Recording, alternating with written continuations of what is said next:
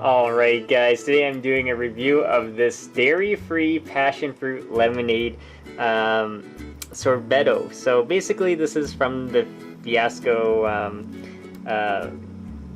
shop, and basically these do like dairy-free ice cream stuff. So here's the ingredients, guys. Take a look. It's got water, cane sugar, passion fruit, lemon juice. So they use a little bit of guar gum to thicken. And if you look here, it's vegan. Pretty cool. Here is the ingredients. If you guys want to read this, pause the video.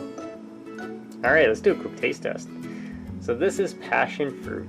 I'm kind of curious what it tastes like.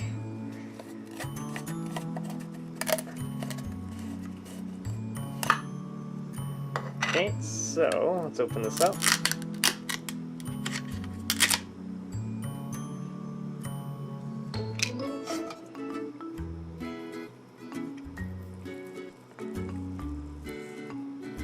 There we go.